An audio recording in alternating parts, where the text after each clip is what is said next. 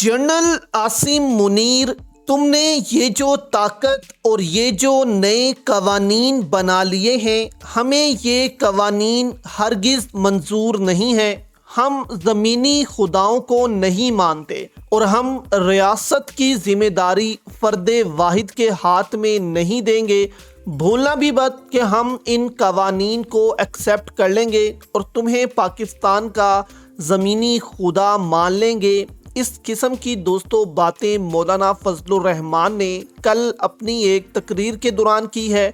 इस तकरीर के बाद दोस्तों इदारे के अंदर हलचल मची हुई है कि मौलाना फजलुर रहमान के पास आखिर ऐसी ताकत क्या आ गई है, आखिर मौलाना फजलुर रहमान के पास क्या पावर आ गई है कि वो जनरल आसिम मुनीर को नाम लेकर तनकीद कर रहे हैं, खुलम खुला उनको चैलेंज कर रहे हैं कि हम इसको नहीं मानते, हम तुम्हारे कवानीन को नहीं मानते, नए सूबों को नहीं मानते। अमेरिका तक का दोस्तों नाम यहाँ पर मौलाना फजलुर रहमान ने ले लिया है कि अमेरिका इसके पीछे है। जी हाँ दोस्तों, अमेरिका का नाम लेकर army chief general Asim Munir पर आप कह लें कि उन्होंने तंज किए हैं। अमेरिका का इसमें क्या किरदार है, क्योंकि मौलाना फजलुर रहमान ने कहा कि फाटा का इंतजाम भी जब हुआ तो इसके पीछे भी अमेरिका का हाथ था और ये भी अमेरिका कर रहा है। इतना बड़ा इल्ज़ाम दोस्तों इदारे पर जब लगाया है तो जाहिर है मौलाना फजलुर रहमान के पीछे कोई ऐसी ताकत तो खड़ी है जिसके पीछे मौलाना फजलुर रहमान इतना जो है वो बयानात दे रही हैं और आर्मी चीफ के खिलाफ बयानात दे रही हैं। उन्होंने कहा मोहसिन नकवी को तनकीद करते हुए कि वो एक चिड़िया है जो कहता है बलूचिस्तान तो एक थानेदार की मार है। भाई तुम्हारे थानेदारों का क्या हशर कर दिया, तुम्हारे थानों का क्या हशर कर दिया, कुछ तो हकाइक की तरफ सामने आओ, कुछ तो सच बोलो। मौलाना फजलुर रहमान ने कहा कि इस्लाम में जबर की कोई गुंजाइश नहीं। रसूल अल्लाह सल्लल्लाहु अलैहि वसल्लम ने फरमाया जो जबर के जरिए कौम की मर्जी के बगैर मुसल्लत हो इस पर अल्लाह की लानत हो। जो इज्जत वालों को बेइज्जत करे, जैसे अभी कुछ दिन पहले जो है वो बलूचिस्तान से कुछ मुअज़्ज़िज़ीन बुलाए गए, इनसे हमारी मुक़्तदरा ने जो गुफ्तगू की वो इंतहाई तौहीन अमेज़ थी।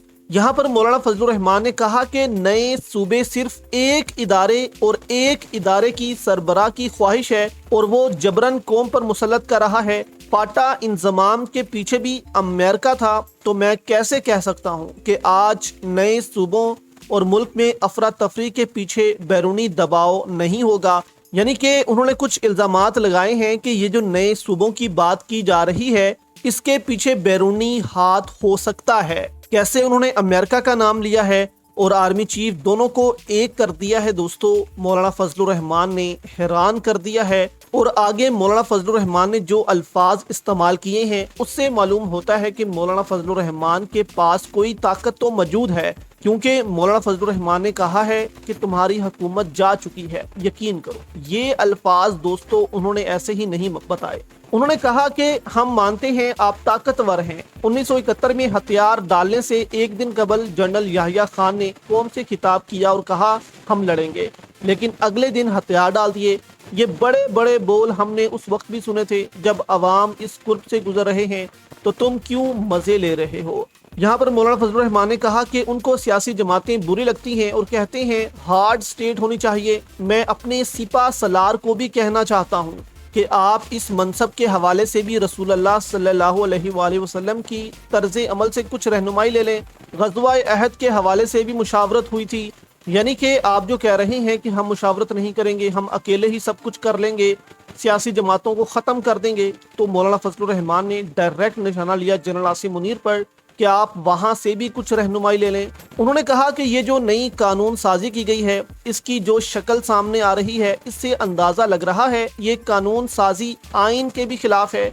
इसमें फ़ौज के अंदर नए इंतजामात और नए इख्तियारात का जिक्र किया गया है। उसमें वज़ीर आज़म के इंतज़ामी इख्तियारात भी एक शख्स को मुंतकिल कर दिए गए हैं, यानी कि जनरल आसिम मुनीर जो हैं उनको वज़ीर आज़म की पावर्स भी दे दी गई हैं। यहाँ पर मौलाना फजलुर रहमान ने कहा कि जनरल आसिम मुनीर साहब आपको ओहदा आर्मी चीफ का भी मुबारक हो, CDF का भी मुबारक हो, फील्ड मार्शल का भी मुबारक हो, हमारा इससे कोई लेना देना नहीं, लेकिन जब आप पार्लियामेंट की पावर भी अपने पास रखेंगे तो हम इस पर बोलेंगे, हम इस पर जो है वो आवाज़ बुलंद करेंगे। آپ کو پارلیمنٹ کی پاور حاصل نہیں کرنے دیں گے۔ انہوں نے کہا ابھی جو تازہ قانون سازی ہوئی ہے جس میں فوج کے اندر انتظامات اور اختیارات کا ذکر کیا گیا ہے، یہ آئین سے تصادم ہے۔ وزیر اعظم کے انتظامی اختیارات جو اداروں سے متعلق تھے وہ ایک شخص کو دے دیے گئے ہیں۔ پھر یہ بھی کہا گیا ہے کہ یہ قانون تمام قوانین سے بالا تر ہوگا، یعنی کہ اس قانون کے سامنے اگر کوئی قانون آتا ہے تو وہ ختم ہو جائے گا، یہ قانون اوپر ہوگا، جس پر مولانا فضل الرحمان نے کہا کہ ہم یہ ایکسیپٹ نہیں کرتے، ہم اس کو قبول نہیں کرتے۔